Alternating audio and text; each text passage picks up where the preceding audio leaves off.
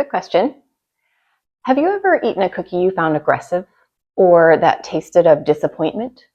Because in this tasting, someone did. So today we're moving into what I think is the most fun experiment so far, which is an umami chocolate chip cookie. And the aggressive, disappointing cookie seemed like it really understood the brief. It had 3 different umami sources, it had brown butter, and it had a 48-hour chill, all of which is defensible cookie making technique. The problem is that this particular AI decided to throw all the umami into this recipe rather than curating it in a way that made sense to a human mouth.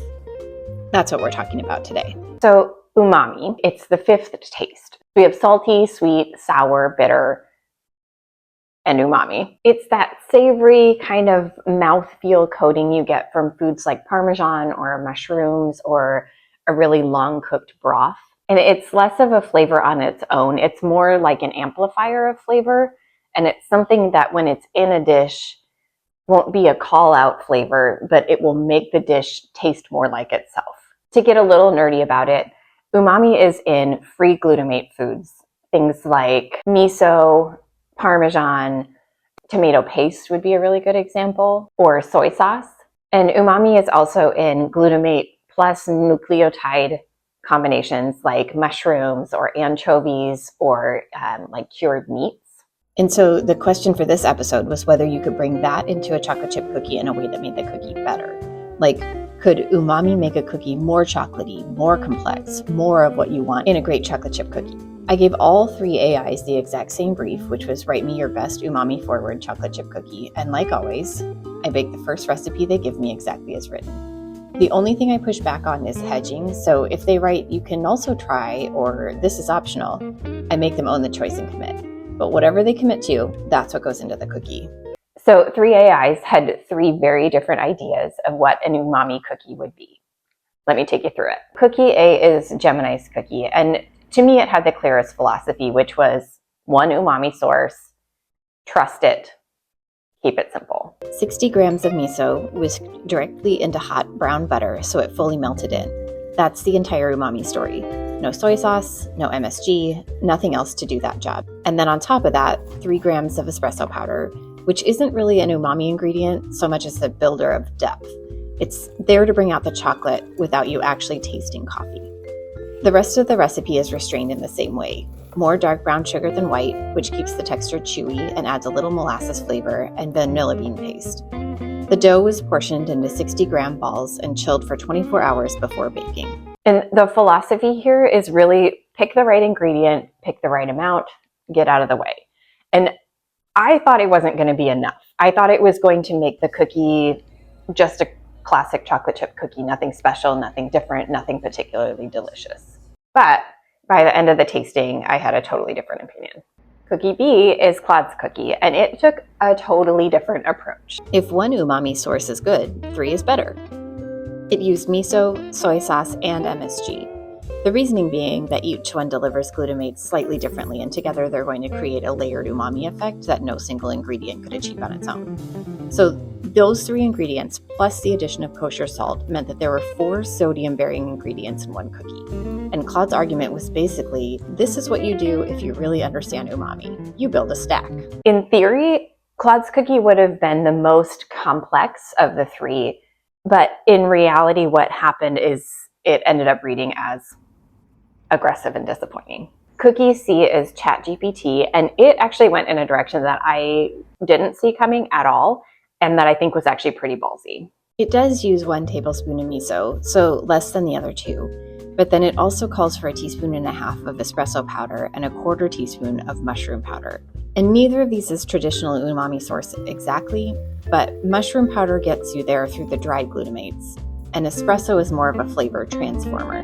It deepens chocolate without really adding a coffee flavor, at least in theory. So what ChatGPT was building was this layered system where nothing is doing exactly one job. The miso brings fermented depth, the mushroom adds earthiness, and the espresso amplifies the chocolate, with the hope that they all add up to something you can't quite name, but you also can't stop eating either. 3 different ways at getting to umami, and I want to take you through what it was like to make them. What are you doing? Is he open? Give me a kiss. Cool. Claude's dough was weirdly sticky, Like, I went back over the recipe several times to make sure I hadn't messed it up, which I hadn't, but the stickiness tracks given the amount of liquid in the recipe. It had an extra egg, soy sauce, and the miso. And the flavor of the dough was interesting, but it had this weird aftertaste underneath the chocolate that I couldn't quite place and definitely didn't like. ChatGPT's dough was the opposite. It was glossy and loose, and I think the best tasting of the three. Whatever that combination of espresso and mushroom and miso was doing in the dough definitely worked for me. And then Gemini's dough was super thick when it was mixed. After the fridge rest, it was really dry. Gemini's recipe has you scoop before refrigerating, which was smart because if I tried to portion old dough that thick, it would have been so much work. The cookies didn't really spread much when they baked. They came out really thick and kind of squat. And I had no idea how this was going to go with the human verification panel, and I could not wait. So for this tasting, there was 13 tasters. They all tasted the cookies blind, cookie A, cookie B, cookie C. They had a scorecard. They actually were very diligent. So I feel like these results are a lot more accurate to the tasting than the previous one where there was some influence. They scored each cookie on taste, texture, and smell from 1 to 10. They wrote one word to describe each one, named the main flavor they tasted, and at the end they picked a favorite. The last one is where I think the real information lives. Composite scores can be polite, but a favorite, that's from the gut. So across taste, texture, and smell, Gemini led on taste and smell and came out on top for composite score. ChatGPT actually edged ahead on texture, and Claude came in last in every single column. And it's not like it was a close third. Claude's composite average was 6.26, and Gemini's was 6.64. That's more than a 1-point gap between the two cookies. In the classic chocolate chip cookie tasting, there was this interesting tension in the data where Claude won the composite scores, but Gemini won the room. Like, the math said one thing and the favorite said another. This tasting didn't have that. Gemini won both. 8 of the 13 tasters said that Gemini was their favorite. 4 said Chat was their favorite, and then only 1 said Claude was their favorite. 92% said they wanted Gemini's cookie again. 77% said they wanted Chat's cookie again. Almost half of the tasters were not interested in putting this in their mouths again, myself included. When you look at it taster by taster rather than averaged across everyone, Gemini won 8 outright, ChatGPT won 4, Claude won 1. There was one mathematical tie. Taster 2 had Gemini and ChatGPT exactly equal at 7.33, but they ultimately chose Gemini as their favorite. So this is the nerdy part, because there actually is some food science explanations for why Claude's cookie ended up the way it did.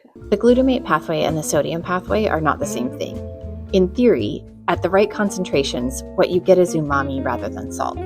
But Claude's recipe had 4 separate sodium-bearing ingredients: miso, soy sauce, MSG, and then kosher salt.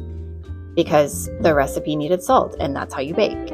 And at those concentrations, the taster's brains defaulted to the most familiar interpretation of that signal, which was just salt. 6 of the 13 tasters independently listed salt in some form as the main flavor in Claude's cookie. Their exact words on paper were salty, very salty, salty, salt, salt or baking powder, and salty. And as I've mentioned several times, one person wrote aggressive, which again says a lot about the experience that they had. In contrast, Gemini only had one person mention salt at all. So the purist, Gemini, was right, and Claude, the maximalist, was wrong. And the more umami sources actually produce less umami flavor.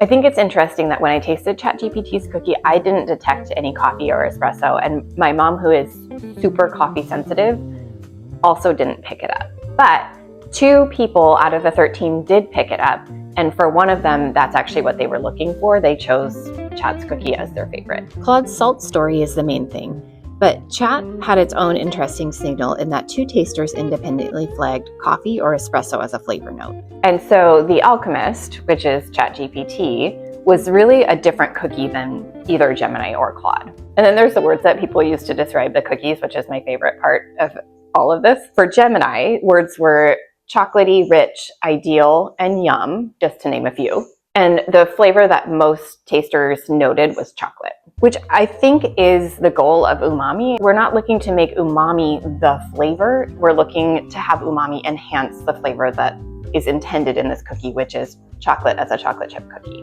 ChatGPT had something of like a split personality in the language. It had unique, nostalgic, deja vu, and espresso. It came across as layered and a little mysterious. And Claude got salty, very salty, aggressive, bitter, and blah. I have mentioned it several times because I think it's hilarious.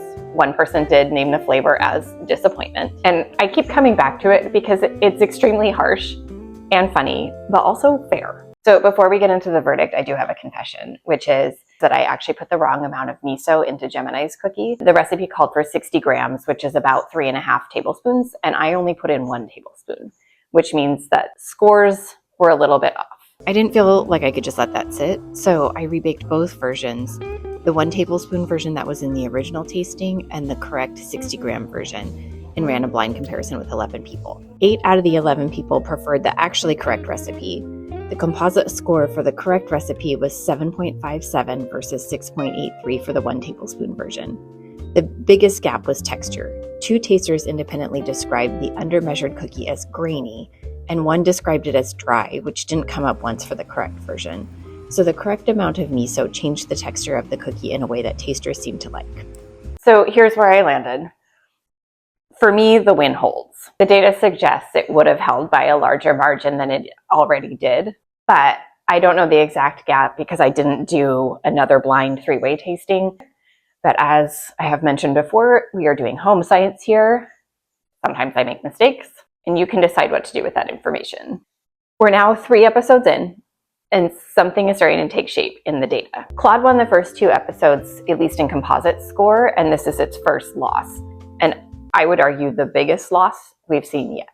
And Gemini has improved every single episode. It had 6.84 composite score in episode 1, 7.5 in episode 2, and 7.64 here. The want another rate has gone from 70% to 83% to 92%. And ChatGPT was the loser first go around, but has been pretty stable in episodes 2 and 3, hovering between a 7 composite score and a 77% want another rate. It's not flashy, but it's reliable. So cookie A, Gemini's cookie, was the winner. And it's a really, really good cookie. If there's one recipe that you want to try at home, this is the one that I would recommend. And ChatGPT was cookie C, and it's the cookie that would make people go, what's in this? So if you want a cookie that's a little mysterious, Chat would be the cookie to try. And cookie B, Claude's cookie, I'm gonna try to make it again. I'm gonna see if I can't fix this recipe because I think the theory was good. It was just executed wrong. Too much of a good thing is not a good thing, it's just too much. So 3 AIs, 3 different cookies, and the one that won did so by not getting in its own way. So this is episode 3. All of the recipes are listed in the description below, along with a little bit more data. If you want the full data analysis, you can go to my website, which is also linked below. If you're new here, we are giving the same prompt to 3 different AIs. I'm baking the recipes that they create exactly as written, and then real people tell me if they're good. So if that sounds like something you're interested in following along with, please subscribe. Also feel free to like or comment. And if you have a recipe category you want to see next, put it in the comments. I actually read them and I take to heart what people actually want to see. So let me know. Next go around, we're going to be trying cookies that taste like summer. See you next time.